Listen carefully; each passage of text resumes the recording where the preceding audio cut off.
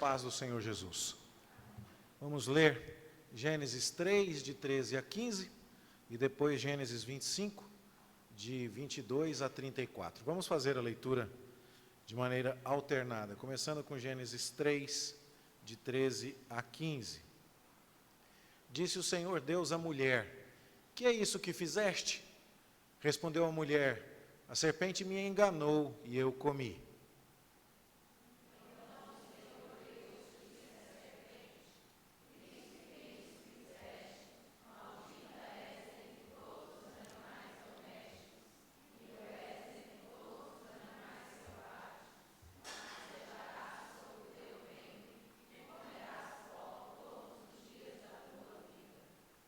Porém, inimizade entre ti e a mulher, entre a tua descendência e o seu descendente.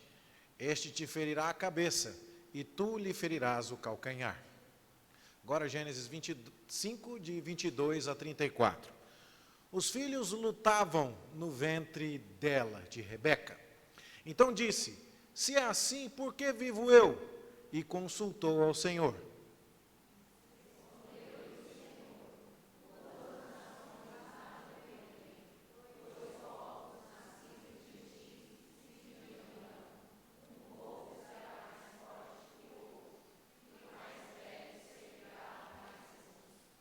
Cumpridos os dias para que desse à luz, eis que se achavam gêmeos no seu ventre.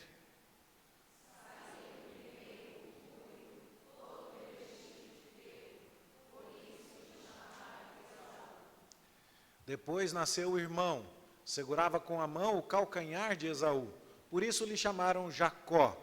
Era Isaque de 60 anos quando Rebeca lhos deu à luz.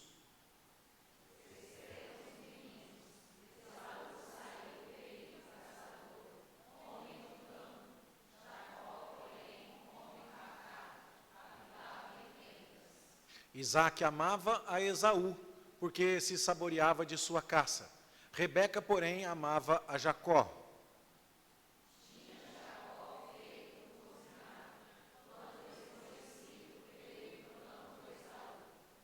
E lhe disse: peço-te que me deixes comer um pouco desse cozinhado vermelho, pois estou esmorecido.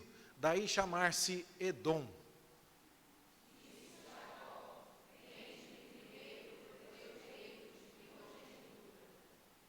Ele respondeu: estou a ponto de morrer, de que me aproveitará o direito de primogenitura?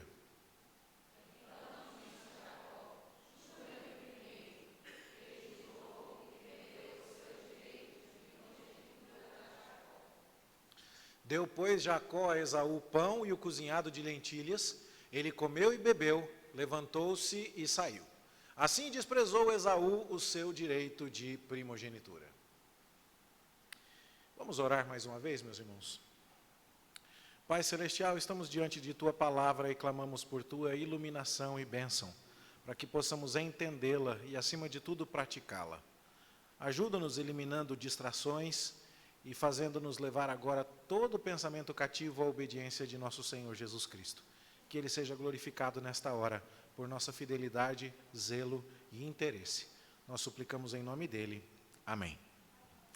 Meus irmãos, nós seguimos com a exposição de Gênesis em nossa igreja. Começamos com o capítulo 1, lá atrás, em 2022, por entender que a exposição dos fundamentos bíblicos é essencial em dias de tamanha confusão, como estes que temos vivido. Sempre que procuravam a Jesus com alguma controvérsia, nosso Senhor Jesus Cristo voltava aos fundamentos. Você vai se lembrar que quando o procuraram para falar a respeito de divórcio, Jesus disse: vocês não leram que o Criador desde o princípio fez homem e mulher? Então Jesus voltava aos fundamentos da fé, porque lá estão as bases de tudo aquilo que cremos e que vivemos. Então aprendemos sobre trabalho, aprendemos sobre casamento, aprendemos sobre descanso, aprendemos sobre a fidelidade de Deus, aprendemos sobre um mundo em guerra. E temos visto que depois da queda no jardim do Éden, agora a serpente, Satanás, o inimigo de nossas almas, inoculou o seu veneno e atingiu a criação. Agora homem e mulher são pecadores e estão afastados de Deus. Arma-se aí então o cenário de uma guerra cósmica. Deus não permitirá que o homem e a mulher sejam tomados para sempre. Ele planta inimizade entre o casal e a serpente, mas a batalha está instalada. Também o herói que vai dar o grande desfecho a essa batalha já é anunciado. É um descendente da mulher que esmagará a cabeça da serpente. Adão e sua esposa se apropriam dessa promessa, creem em Deus. Adão, inclusive, muda o nome dela, ela se chamava Varoa ou Ishá no hebraico, tendo em vista que o homem era Ish, e a mulher então veio de sua costela, se chamava Ishá. Na língua portuguesa, aquela que veio do varão se chamava Varoa. Em inglês, aquela que veio do man se chama woman. Então, essa ideia agora deve dar lugar a outra, porque há uma promessa de vida, mesmo depois de uma sentença de morte. Então, Adão muda o nome de sua esposa de Ishá para Havá, de Varoa para Eva, dizendo: você vai ser a mãe daqueles que vivem, a mãe de todos os seres viventes, a vida virá através de você. E agora o que nós vemos no livro de Gênesis é uma batalha de vida ou morte, porque do ventre de Eva nasce Caim, que é influenciado pelo maligno, como nos diz o apóstolo João, lá na sua primeira carta. Nasce também Abel, de quem Deus se agrada, mas aí a guerra acontece, porque Caim mata a Abel. E apesar de haver a aparência de que o mal está triunfando, você vai lendo o livro de Gênesis e vai percebendo que Deus não permitirá que Satanás, que seus agentes, que a maldade, que o pecado triunfem. Então, no lugar de Abel, a quem Caim matou, Deus concede Sete como seu substituto, algo que está indicado, inclusive, no seu próprio nome. E você vai vendo, então, o desenrolar dessa batalha. Quando o pecado aumenta, Deus refreia o pecado nos dias de Noé com o dilúvio. Mas logo que descem da arca, os familiares de Noé percebem que o próprio Noé se contamina e se embriaga. E dentro da família de Noé há abençoados como os descendentes de Sem e amaldiçoados como os descendentes de Cã, através do seu filho Canaã. A batalha continua. E então a descendência de Noé, ao invés de cumprir a ordem de Deus, se estabelece na Mesopotâmia.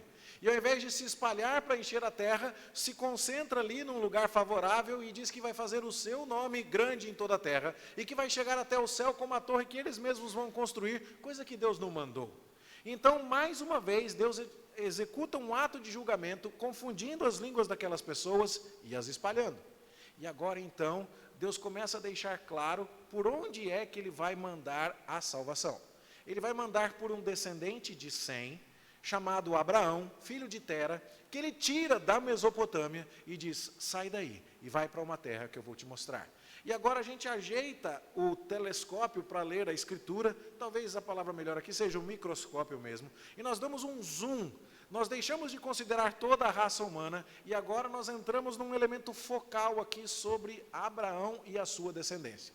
Nos primeiros capítulos nós estamos abordando toda a humanidade. O dilúvio é a humanidade toda, a Torre de Babel é a humanidade toda. Mas de Gênesis 12 em diante, nós nos concentramos na história de uma única família em particular. A família de Abraão, descendente de Sem, da linhagem abençoada, daquele que o próprio Deus escolheu. É dali que virá o descendente da mulher que esmagará a cabeça da serpente. E Deus então mostra que nada vai ser capaz de impedi-lo de trazer essa salvação. Que Ele mesmo está agindo no processo de trazer a salvação à tona. E como Deus faz isso? Escolhendo pessoas improváveis, escolhendo os caminhos mais difíceis, para que ninguém diga: isso aí aconteceu por acaso. Não, Deus escolhe um homem idoso, casado com uma mulher estéril, para fazer deles surgir o descendente. É Abraão com 100 anos de idade, Sara com 90 anos de idade, que haverão de gerar a Isaque, aquele que carregará a expectativa do cumprimento da promessa. E nós, então, viemos lendo todas essas coisas, vimos a peregrinação de Abraão, como ele vai até o Egito, se coloca numa condição de ameaça, mas Deus o livra, como ele retorna para Canaã, como seu sobrinho Ló se enrola, simpatizando com o pecado em Sodoma e Gomorra, como Deus traz juízo sobre Sodoma e Gomorra, mais uma vez mostrando que ele julga o pecado, como ele preserva Ló e exerce misericórdia para com Ló, e como nisso tudo Deus está cumprindo as suas promessas. E aí, então, aos 100 anos de idade, Abraão se torna pai, nasce Isaque. E aí, então, a gente vê as coisas desabrochando. aquela semente se torna uma flor que começa agora a desabrochar. Temos o patriarca, temos o descendente. Sara morre. Mas Abraão compra um terreno, uma caverna em Macpela, e ali sepulta sua esposa, dando uma declaração de fé tremenda. É aqui nesta terra que eu vou ficar para sempre. E então, como vimos no domingo passado, Abraão manda buscar uma esposa para o seu filho, Isaque. Não uma esposa da terra de Canaã, não alguém que pertencia à linhagem amaldiçoada de Canaã, através de Cã, o filho de Noé, que viu o seu pai desnudo e não tomou atitudes adequadas. Não, Abraão quer que uma esposa para seu filho seja encontrada lá na sua família, entre os descendentes abençoados de Sem. E então o seu servo vai até lá e traz a sua noiva Rebeca, e eles se casam, e nós tivemos oportunidade de estudar detalhadamente sobre isso na semana passada.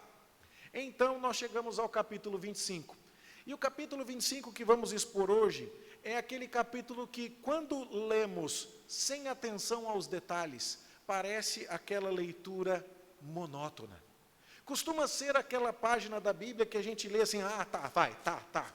E vai pulando, porque ela deu à luz a Zinrã, Joquissã, Medã, Midian, Isbaque e Suã. Joquissã gerou a Seba e a Dedã, e os filhos de Dedã. E isso aqui, o que é que tem a ver?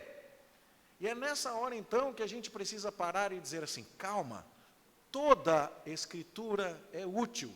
E quando Deus colocou isso aqui, tinha um motivo. E enquanto eu não entender o motivo pelo qual Deus colocou, essas informações que me parecem monótonas e até irrelevantes, eu não posso virar a página. Deus queria me dizer algo aqui, e eu preciso tentar entender o que Ele está dizendo. Eu espero que você tenha prestado atenção aos detalhes da liturgia, porque nos títulos da liturgia, nos textos da liturgia, nós fomos dando pistas a você. Nós fomos meio que aquecendo os seus motores intelectuais, para que a hora que chegássemos no capítulo 25, você estivesse já sintonizado e preparado para isso. Vamos lá. O que aconteceu aqui no capítulo 24, como vemos semana passada? Abraão já está velho. Ele dá a ordem para o seu servo buscar uma esposa para Isaque, mas quando o servo volta trazendo a esposa, ele não vem conversar com Abraão. Nós vimos isso semana passada. Ele já fala com Isaque e já se refere a Isaque falando com Rebeca, aquele homem é o meu senhor. E dali em diante Abraão não fala mais. A última vez que nós vimos Abraão no relato bíblico é quando ele conversa com o servo para buscar uma esposa, dando-nos a ideia que Abraão está saindo de cena. Aquilo que Deus tinha que fazer por meio de Abraão já está completo. Agora então não se espera mais que Abraão tenha grandes realizações. Abraão já passou a tocha da fé para Isaque. O novo patriarca agora é Isaque. Ele é quem agora está casado e quem ocupa junto com Rebeca a tenda de Sara, a matriarca de Israel. Sara gerou a Isaque, e agora Isaque leva Rebeca para dentro de sua tenda, para continuar a tarefa de gerar a descendência, de onde virá o descendente que esmagará a cabeça da serpente. Abraão está saindo de cena, e aí, então não é por acaso que você vai ver aqui, no início do capítulo 25, o retrato das descendências de Abraão e da morte de Abraão. Por quê? Porque nós estamos realmente nos despedindo. Se você olhar o versículo 19 do capítulo 25 na sua Bíblia, você vai ver, são estas as gerações de Isaque, filho de Abraão. Essa palavrinha que está traduzida na nossa Bíblia como gerações, ela é a palavra-chave do livro de Gênesis. É a palavrinha chamada Toledot, em hebraico, que pode ser traduzida como história. Essa é a história de Noé, a palavra lá é Toledot. Ou pode ser traduzida como gerações, pode ser traduzida como descendentes, mas tem a ver com, eu estou contando a história desta parte do enredo de Deus até chegar em você. O livro de Gênesis divide a história em 10 partes, 10 sessões de Toledots, por assim dizer. E então é como foi criado o céu e a terra, e como foram os descendentes de Adão. E depois como foram os descendentes de Sete, e depois como foram os descendentes de Noé após o dilúvio, e depois agora como foram os descendentes de Abraão, e depois como foram os descendentes de Ismael e de Isaque, e por assim nós vamos caminhando. E você percebe então que daqui a pouquinho vamos mudar a chave e passar a prestar atenção em Isaque. Está na hora de passa a régua, fecha a conta, liquida a fatura, vamos ver o que Deus fez com Abraão.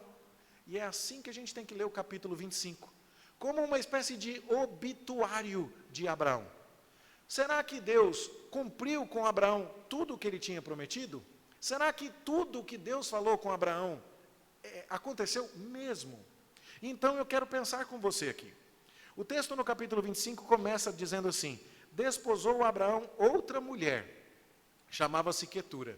Cuidado, por favor, para você não achar que Abraão, já com seus 100 e poucos anos, 130 e poucos anos, depois que Sara faleceu, tinha pique para casar de novo. A Escritura já diz que quando Isaac nasceu, ele já estava amortecido, aos 100 anos de idade. E passaram-se décadas até Sara morrer. E depois disso, ele teria casado e teria tido esse tanto de filho que está aqui? E a resposta é não. Isso aqui, então, se refere a coisas que aconteceram concomitantemente com a história de Ismael, com a história de Isaac, com a história de Sara, com a história de Agar. E aí, então, a gente coça a cabeça e diz: pastor, mas o patriarca da fé, Abraão, era polígamo? Sim, era polígamo. A Escritura não está dizendo que isso é correto. A Escritura não está fazendo um voto de louvor e registrando aqui os parabéns à fidelidade de Abraão nesse sentido, mas ela está sendo exata ao pontuar que isso aconteceu. E você verá que a poligamia foi tolerada por Deus com uma disposição um pouco diferente no Antigo Testamento do que aconteceu nos dias do Novo Testamento. Nós temos outros personagens importantes do Antigo Testamento que foram polígamos. E Isaac foi polígamo, ou melhor, Jacó foi polígamo. Dos três, Abraão, Isaac e Jacó, o único que não foi o Isaac. Mas Abraão e Jacó foram polígamos. Davi foi polígamo. E então nós olhamos para essas histórias aqui, admitindo que isso aconteceu. E aqui nós já temos uma lição importante. Cuidado para não lermos a Bíblia querendo copiar tudo que todo mundo fez. Não é porque alguém fez lá que está certo. A Bíblia tem registros de coisas erradas que não devem ser copiadas. E aqui então nós estamos vendo o registro da descendência de Abraão através das suas concubinas. Mas por que isso está sendo registrado aqui? Veja o versículo 5. Abraão deu tudo o que possuía a Isaque. Ou seja, dentre todos os filhos que Abraão teve, fosse Ismael com Agar, ou fossem esses outros filhos com as suas concubinas, ninguém carregou a descendência da promessa. Ninguém recebeu o privilégio de ser tido como o filho e herdeiro único e absoluto de Abraão, a não ser Isaque. E é isso que nós devemos nos retirar aqui como ênfase. Deus conta para nós aqui em sua palavra, que no verso 6, que aos filhos das concubinas, Abraão deu presentes, mas a Isaque ele deu tudo o que possuía. Consegue imaginar seu pai repartindo a herança entre você e seus irmãos? E para os seus irmãos ele dá uma casa em Caldas Novas, um terreno no Alphaville, um prédio na T1, e para você ele dá um iPhone 13. É o que está acontecendo aqui. Presentes ele deu aos outros filhos, mas Isaque carregou tudo o que Abraão possuía. O que nós devemos esperar ao ler isto? Que agora ninguém deve se focar nos outros filhos de Abraão. Os nossos olhos estão na história que Deus está nos contando, e essa história agora segue através de Isaque. É como se Moisés estivesse dizendo: pessoal, bora prestar atenção no Isaque. Agora Abraão está saindo de cena. No verso 7, então, nós vamos ver outras informações aqui, né? Mas nós vemos que Abraão viveu 175 anos e expirou e morreu em ditosa velhice. É interessante isso, porque quantos anos Abraão tinha? Gincana, nós vamos fazer gincana na escola dominical, vocês lembram que teve uma lá? Para não fazer feio, presta atenção nesses detalhes. Quantos anos Abraão tinha quando Isaque nasceu? 100. Quantos anos Abraão tinha quando Isaque casou? Então eu vou fazer diferente. Quantos anos Isaque tinha quando Isaque casou? 40. Então se o Isaque nasceu quando Abraão tinha 100, quantos anos Abraão tinha quando Isaque casou? 140. E quantos anos Abraão tinha quando ele morreu? 175. Então depois que o Isaque casou, está fazendo a conta comigo? Quantos anos Abraão ainda viveu? 175 menos 140, 35. Significa, olha só, que desde a última ocasião em que Abraão aparece falando na Bíblia, conversando com o seu servo, busque uma esposa para o meu filho, E o servo vai buscar, e nós não sabemos se demorou alguns meses ou até 3 anos, nós discutimos isso na semana passada. Por cerca de 35 anos, Abraão sumiu de cena. E, gente, vamos falar a verdade, existe uma certa bênção na rotina e na monotonia, não temos? Não tem semana que tudo que a gente quer é não ter nada para contar para ninguém, nenhum BO, nenhuma ocorrência. Essa semana foi tudo normal, glória a Deus. Não é assim? E principalmente quando a gente vai ficando velho, a gente quer o quê? Sossego. A gente quer paz, a gente quer briga com ninguém. E como é que um Abraão morre? E a resposta é, os últimos 35 anos da vida dele, sem ocorrência, tranquilo. O herdeiro nasceu, casou, e as coisas estão acontecendo. Tem mais aqui sendo dito. É dito aqui que quando Rebeca deu à luz a Esaú e Jacó, Isaac era de 60 anos de idade. Ou seja, levou 20 anos depois de casado para os meninos nascerem. Abra um parênteses. Abraão esperou 25 para Isaac nascer, não foi? Pois Isaac esperou 20 para Jacó e Esaú nascerem. Mas fecha o parênteses, nós vamos falar sobre isso daqui a pouco. Mas o que interessa? O vovô Abraão viu o filho casar com 140. E ainda ficou esperando os 20 anos para os netinhos nascerem. Mas quando os netos nasceram, ele ainda teve 15 anos para ver Esaú e Jacó. Pegou os netos no colo, gêmeos. Morreu em ditosa velhice. E quando você vê o que vai acontecendo aqui, verso 9. Sepultaram-no Isaque e Ismael, seus filhos. Coisa boa, né, gente? Ao invés do Isaque aparecer lá, do Ismael aparecer para tocar o terror, armado, com um exército, para brigar com o Isaque sobre a posse dos bens. Agora que o pai morreu, nós vamos disputar isso na justiça. Você vai ver a ação que eu vou impetrar contra você. Não. O Ismael vem, se reúne com o Isaque.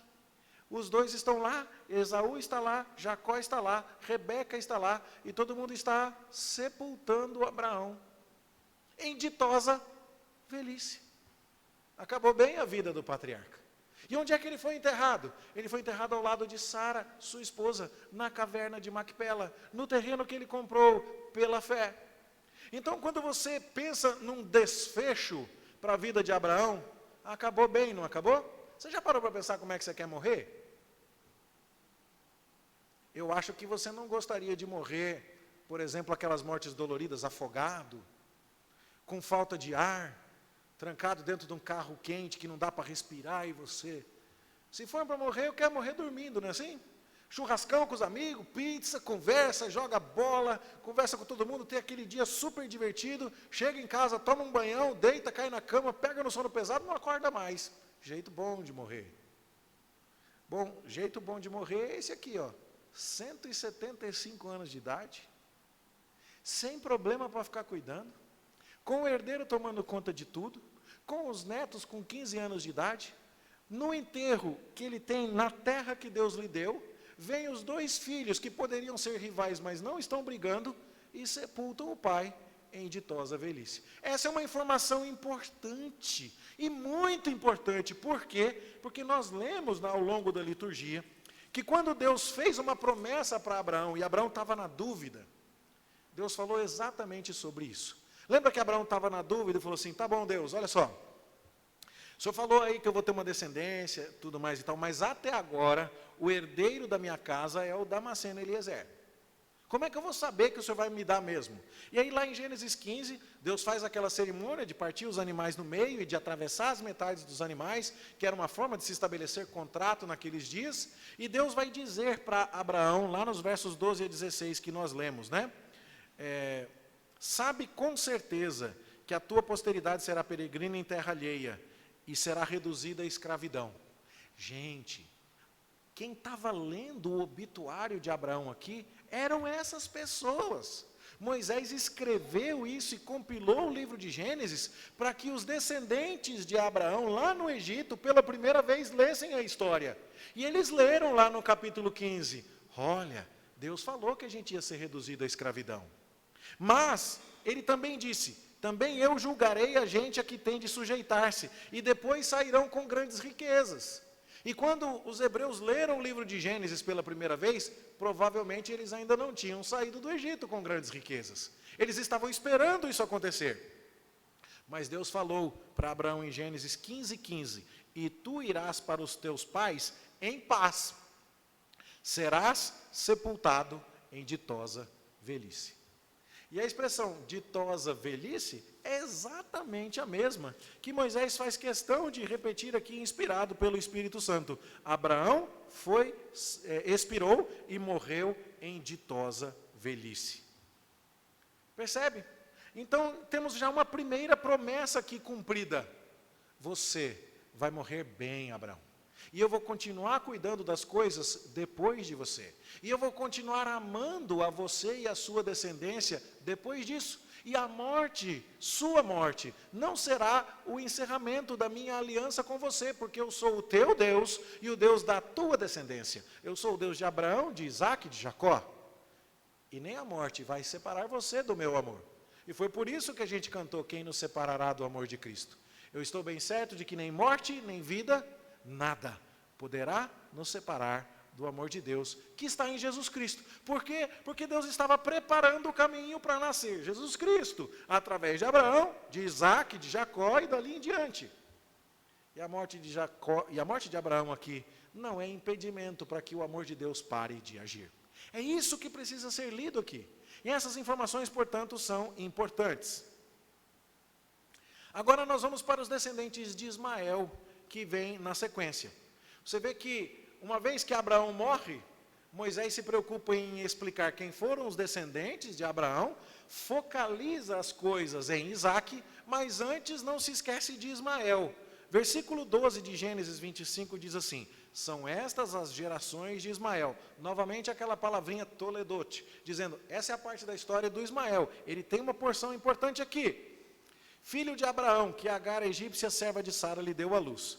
E então vem os nomes, né? O primeiro foi Nebaiote, depois Quedar, Abideel, Mibição, Misma, Dumá, Massá, Haddad, Tema, Getur, Nafis e Quedemá. Você não precisa decorar esses nomes, mas você precisa prestar atenção num detalhe que vem em seguida, no verso 16. São estes os filhos de Ismael, e estes os seus nomes pelas suas vilas e pelos seus acampamentos. 12 príncipes dos seus povos. Por que é importante saber que eram 12 príncipes? Porque quando Deus falou, Abraão, eu vou te dar um filho da Sara. Não é esse filho que você fez pelo esforço da sua carne com Agar. Não é Ismael que vai carregar a promessa. E você vai chamar ele Isaque. E ele é o filho do teu relacionamento legítimo com a tua esposa e não com a tua serva. Abraão já estava muito apegado com Ismael.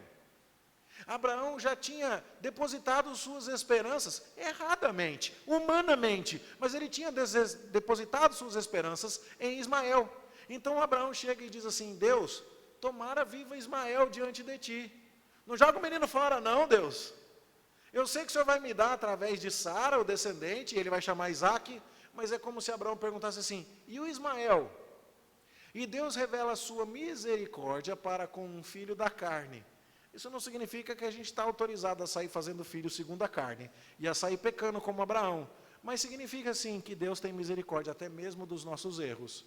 E ali então vem a misericórdia de Deus sobre Ismael, e Deus diz, de Ismael sairão 12 príncipes. E agora então você lê o texto aqui e diz, opa, gente, Deus falou que Abraão ia ser sepultado em ditosa velhice, não é mesmo? Isaque e Ismael vieram no enterro, Esaú e Jacó tinham 15 anos, ele viu os netos, o filho casou com uma esposa que Deus deu, 35 anos no finais da vida dele, nenhuma ocorrência, morreu em paz, sem briga, sem nada, que morte boa, do jeito que Deus prometeu. Mas o Ismael de fato teve 12 príncipes que procederam dele, do jeito que Deus prometeu. Então você vai lendo o encerramento da vida de Abraão, quase que com uma prancheta na mão, para fazer o desligamento oficial de Abraão, sabe, puxar o fio da tomada, o respirador artificial, e você vai cumprindo todos os requisitos. Eu fui aluno de uma escola militar, E os militares são muito organizados, né? E eu me lembro do último dia na escola, quando eu precisava entregar todo o fardamento, quando eu precisava entregar os cobertores, o travesseiro, quando eu precisava entregar tudo que pertencia à Força Aérea Brasileira e que não podia ficar comigo. Para que eu pudesse sair do portão da academia, eu precisava que a folha de desligamento estivesse completada. Então o bibliotecário tinha que assinar lá: Márcio não deve nada na biblioteca. Quando ele assinava e batia o carimbo, ok. Aí eu tinha que ir na cantina: não está devendo nada aqui na cantina, não tem nada que pegou fiado e não pagou, ok. Aí eu corria na lavanderia: não ficou devendo nenhuma colcha, nenhum lençol, nenhum cobertor aqui. Aí assinava. Aí eu corria lá no almoxarifado: entregou a botina, entregou o cinto, entregou o uniforme camuflado, e assinava. Aí eu corria lá no departamento de ensino: entregou os livros que foram usados, e assinava. E assim ia. E com aquela folha completamente preenchida e assinada, eu estava pronto para sair da escola e seguir a minha vida civil. A gente está vendo aqui o check de todas as áreas que Deus prometeu a Abraão. Deus falou: você vai ter uma ditosa velhice, check. Ismael vai ter 12 príncipes nascendo dele, check. E depois? E depois vem a descendência de Isaac, no capítulo 25. E o que nós vamos ver? Que Abraão gerou Isaac, e Isaac era de 40 anos, eu estou no verso 20 agora, quando tomou por esposa a Rebeca, filho de Betuel. A gente viu essa história em detalhes na semana passada. Se você não esteve aqui, recomendo que procure lá no nosso site para ver. Mas e aí? Acabaram-se os problemas? A gente só vai ver vida mansa e tranquilidade de agora em diante? Não. Olha o versículo 21. Isaac orou ao Senhor por sua mulher, porque ela era estéril. Não parece uma história assim estranha? A gente gastou um tempão no domingo passado para ver como que a Rebeca era a moça. Ela deu água para 10 camelos, gente. Ela falou: eu irei, dando inclusive expressão àquilo que Abraão disse: sai da tua terra, e Abraão foi. E a Sara foi também. E ela era moça virgem, de boa aparência, ela era despachada, ela era diligente, ela tinha fé no Senhor, e ela foi, respeitou o seu marido, amou o seu marido, noiva perfeita. E agora como é que Deus faz uma dessa? Traz a noiva perfeita e a moça é estéril. É porque Deus está querendo mostrar, e Moisés quer mostrar aos hebreus que estão no Egito, que mesmo quando Deus está fazendo tudo o que Ele prometeu, o caminho não é plano, não. Às vezes há dificuldades, às vezes há espera, às vezes há sofrimento envolvido, porque Deus está agindo no seu tempo, com os seus métodos, e a nós cabe apenas confiar de maneira incondicional. Você consegue imaginar a pressão? Não é assim com a gente? Está fazendo 19, 20, a turma já não vai namorar? Aí começou a namorar, a turma não vai ficar noivo? Aí como ficou, vai casar quando? Aí casou, quando é que vem o primeiro? Aí veio o primeiro, não vai ter um irmãozinho? Aí quando tem um irmãozinho, vai parar com 2? E assim todo mundo vai pressionando, pressionando, pressionando. Agora você imagina o Abraão que gerou Isaac com 100, e o menino casou com 40, e o Isaac casado, primeiro ano nada, segundo ano nada, terceiro ano nada, 10 anos e nada, 15 anos e nada, 18 anos e nada, 19 anos, nada. E Isaac tem que ficar orando por sua esposa. E sabe o que é curioso? A Bíblia nunca disse aqui: Isaac entregou na mão de Deus e falou: o problema é seu, Deus, o Senhor falou, o Senhor faz. Não, Isaac orou.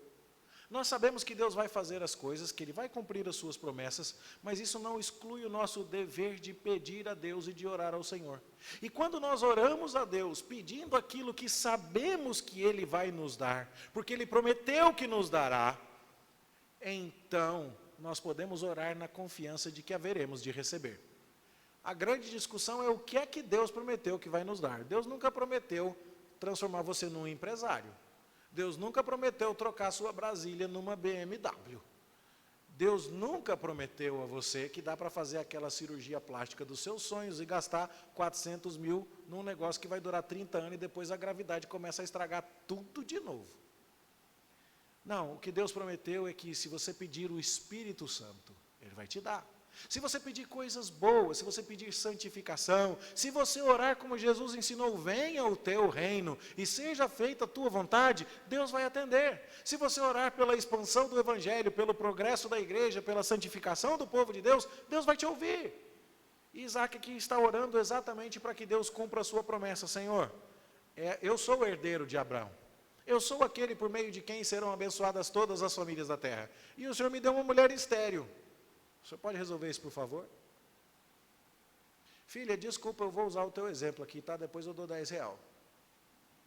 Que agora inflacionou. Quando eu usava o exemplo dos meus filhos antes, tinha que dar só R$1.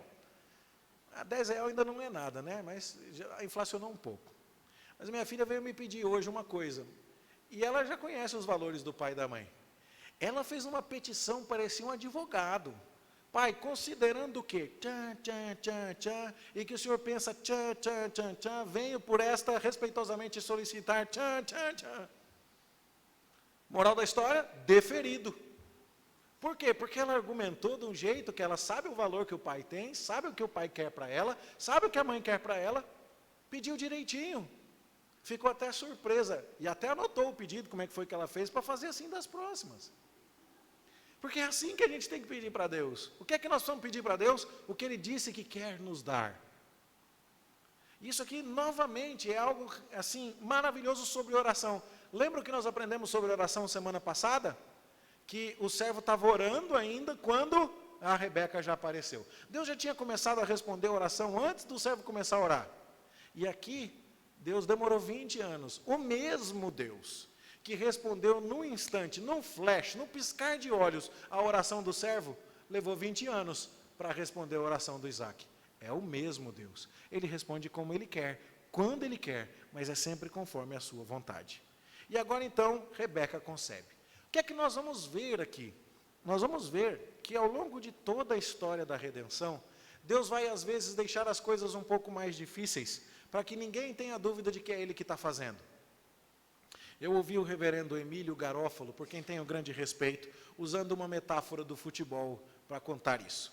Ele disse assim, se um técnico de futebol da seleção brasileira escalasse os atletas que estão em destaque na Europa, no Paris Saint-Germain, no Real Madrid, nos grandes times europeus, no Manchester e outros e tal, e eu só sei esses nomes, eu não entendo nada de futebol, eu vou parar por aqui, mas ele escala os melhores lá da Europa e ganha a Copa do Mundo.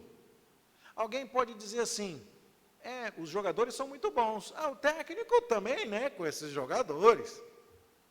Mas se Deus chega e passa num hospital de queimados e de aleijados, e pega pessoas da terceira idade, todos com mais de 70 anos de idade, todos com comorbidades, todos tomando mais de 20 comprimidos por dia, a maioria usando muleta, e fala assim, vocês é que vão jogar no meu time.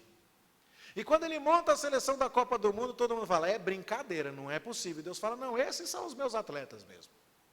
E quando ele coloca essa turma em campo, e eles vão lá e humilham a Alemanha, que meteu 7-1 no Brasil, e a Argentina, que ganhou a Copa com o Messi, e detonam os outros times, o mérito é de quem? Me conta. Do jogador? A resposta é não. É só um técnico bom para fazer esse milagre. Pois Deus às vezes joga assim na Bíblia. Ele pega o Abraão, amortecido, casado com a Sarai, estéril. E aí eles geram a Isaac, que casa com a Rebeca, que é estéril também. E aí depois de 20 anos nasce o Esaú e o Jacó, e a promessa vem pelo Jacó, que gosta da Raquel, que é estéril também. E por quê? Porque ninguém vai olhar e falar assim, esse povo aqui procria, né? Parece coelho. Não, não é isso não, gente. É Deus quem está fazendo estas coisas acontecerem. E por vários outros momentos na Bíblia, o que você vai ver é que os libertadores que salvam o povo de Deus vêm de nascimentos sobrenaturais. É assim na época do profeta Samuel. E poucos dias antes de Samuel nasceu Sansão, também de maneira sobrenatural. E Jeremias é conhecido por Deus desde o seu ventre. E o mais sobrenatural de todos os nascimentos é o nascimento de Jesus Cristo. E o que é que nós estamos vendo aqui? A promessa avançando. Bom, o que é que nós vimos de promessas sendo cumpridas aqui até agora? Portanto, nós vimos que Abraão morreu em ditosa velhice. do jeitinho que Deus prometeu. Nós vemos que Ismael gerou 12 príncipes, do jeitinho que Deus prometeu. E nós vemos que apesar de esperar 20 anos, Isaac agora tem filhos, do jeito que Deus prometeu. E agora a aliança divina vai seguir através de Isaac. Você leu comigo no texto em Gênesis 15, essa noite, que quando Abraão está falando, Deus, tomara que Ismael viva diante de ti, Deus diz, sim, 12 príncipes virão de Ismael, mas Deus também diz, é através de Isaac que vai vir a tua descendência, e é através de Isaac que eu vou te abençoar. E depois de 20 anos de oração, o que é que nós temos aqui? Esaú e Jacó descendendo de Isaac, através de Rebeca. Olha as promessas sendo cumpridas. Abraão morreu em ditosa velhice, check. Ismael gerou 12 príncipes, check. É com Isaac que segue a descendência, check. Quem está lá no Egito, já pegou o fio da meada. Deus está falando que vai tirar a gente daqui através de Moisés. Esse carinha velhinho aí, ó, que não sabe nem falar direito, possivelmente gago, que precisa desse irmão vir falar no nome dele junto com o faraó, porque ele mesmo não deu conta. Esse príncipe amarelão que saiu do Egito e foi se esconder em Midian por 40 anos. Esse tontolão aí que vai nos liderar, com esse cajado, ele está pensando o quê? Mas para Deus isso não é problema. Para Deus não há impossíveis em todas as suas promessas. E o que Moisés está contando para eles?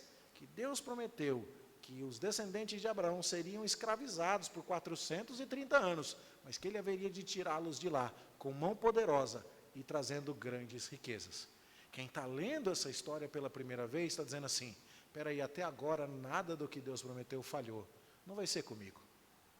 Eu me lembro quando eu fui saltar de paraquedas, quer dizer, eu não, a minha esposa foi, e eu achei que eu não ia.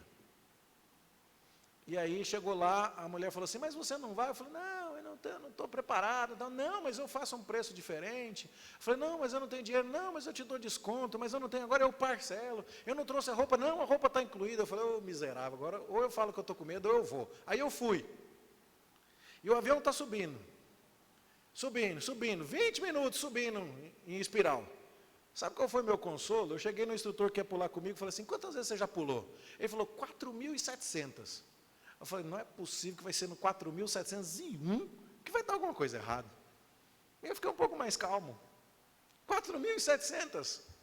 Bom, o que está acontecendo aqui é aquele povo olhando para Deus e dizendo assim, espera aí, tudo que Deus prometeu, Ele cumpriu.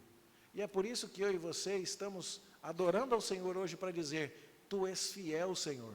Teus filhos sabem que não falharás. O que o Senhor prometeu, o Senhor cumpriu. E nós sabemos onde essa história vai parar. E nós sabemos que ela chega até Jesus Cristo, onde as genealogias acabam, porque não precisa mais contar quem que nasceu de quem. Porque de uma ponta até a outra, do primeiro Adão até o segundo Adão, nós temos todos os elos da corrente que importam ser conhecidos. Deus cumpriu todas e cada uma de suas promessas. Mas tem algo que segue aqui não resolvido e que arma o palco para os próximos capítulos, onde nós vamos começar a ver intrigas, a ver, sabe, enredos mirabolantes, irmão enganando irmão, mulher enganando marido e outras coisas mais, e a gente já tem um cheiro dessas coisas aqui. E nós não vamos nos demorar muito nisso hoje, mas o que nós vamos ver aqui é, do jeito que foi prometido, não só Abraão morreu em ditosa velhice, não só Ismael gerou 12 príncipes, não só Isaac teve descendentes para que a promessa continuasse, mas também tem uma guerra em andamento, que continua, que é a guerra entre as duas sementes, a semente da mulher e a semente da serpente. Deus não falou lá em Gênesis capítulo 3, no texto que nós lemos, que Deus ia colocar inimizade entre o diabo e a raça humana, e que um descendente da mulher esmagaria o descendente do diabo. Essa é a batalha que Deus falou que ia acontecer. E essa promessa continua em andamento. Ela estava se manifestando quando Caim matou Abel, mas Deus levantou 7. Ela estava se manifestando quando depois do dilúvio Noé se embriaga e o seu filho Cã desdenha de seu pai. E Deus então abençoa Sem e amaldiçoa Canaã. Ela estava em curso quando os pecadores resolveram fazer a Torre de Babel. E Deus mistura suas línguas e os espalha pelo mundo, dizendo, vocês farão o que eu estou mandando.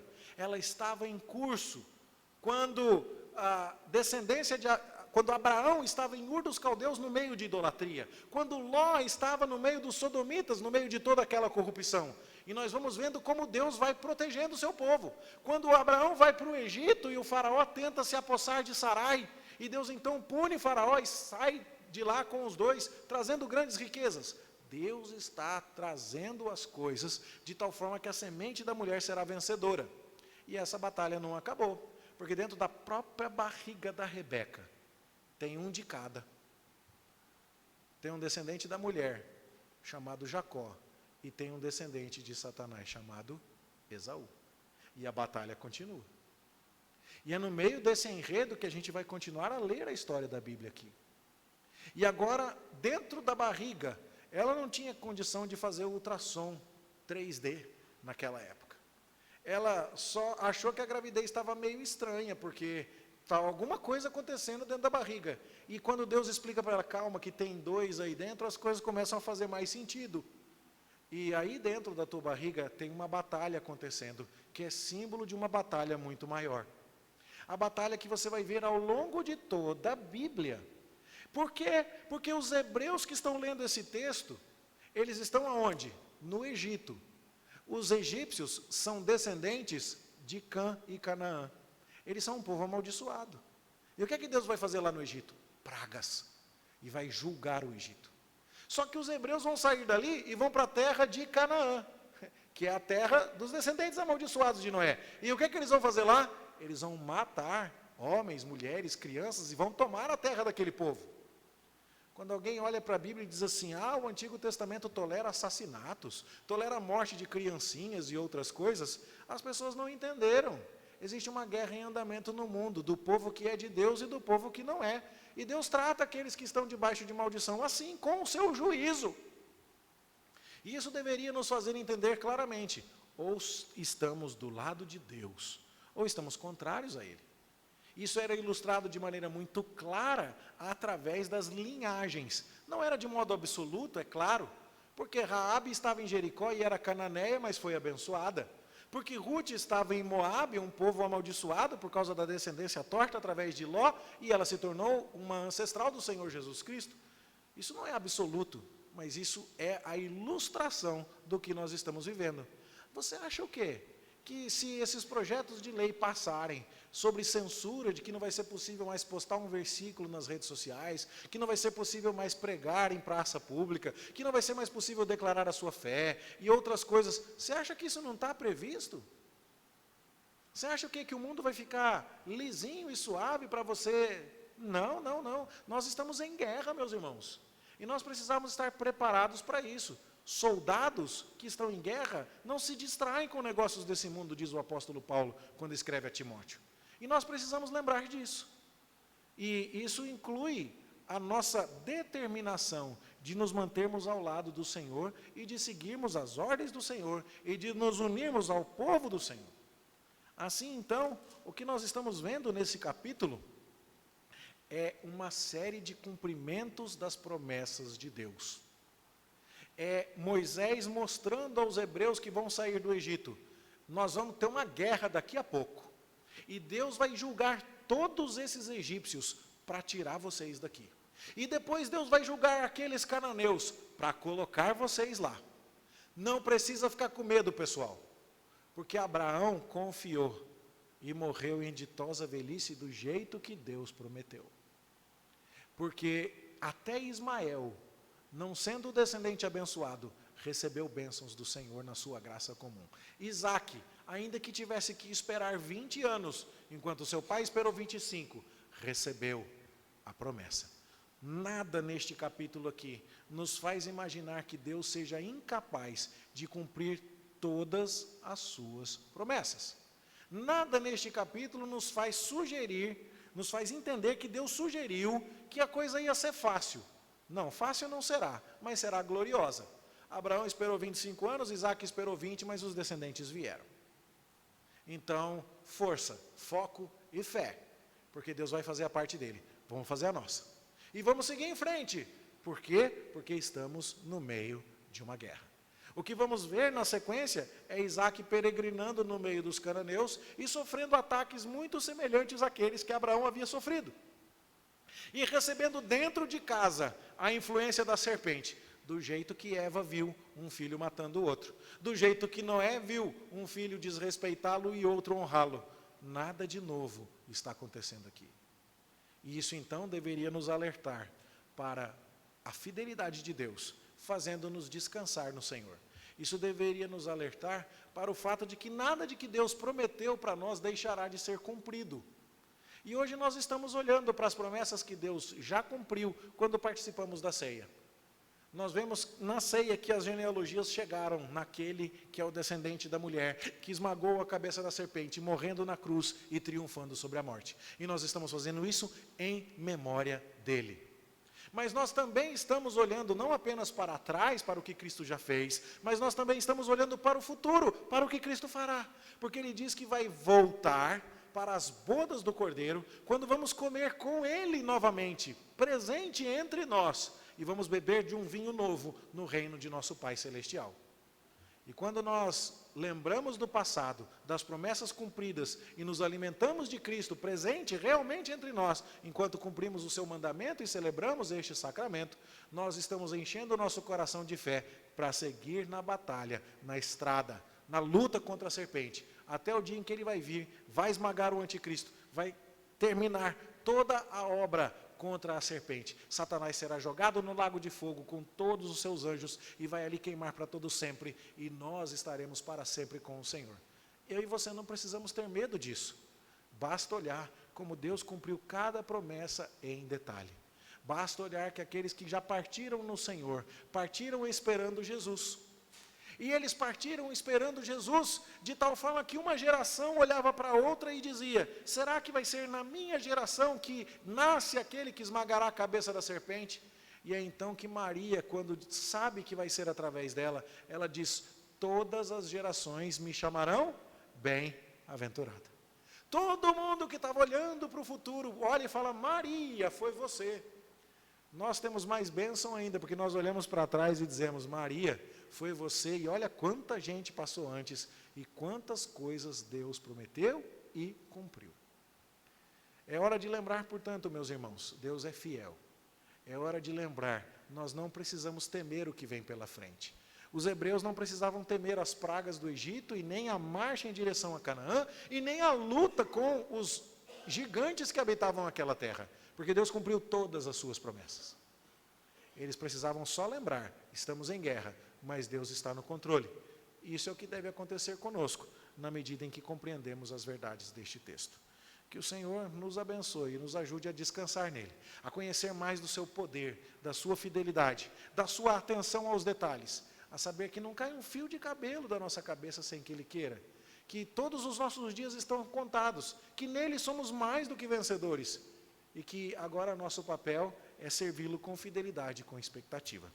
E é o que nós vamos fazer agora, alimentando os nossos olhos e os nossos sentidos do tato, do paladar, através de um sacramento, onde olhamos para trás, para o que já foi feito, mas olhamos também para frente, para aquilo que ele haverá de fazer.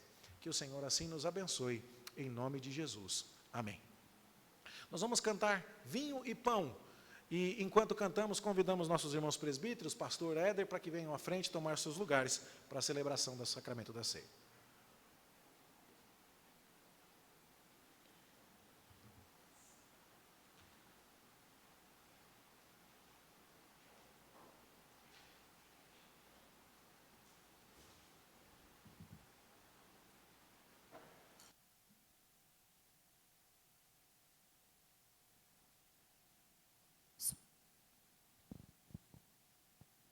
Vamos nos colocar em pé.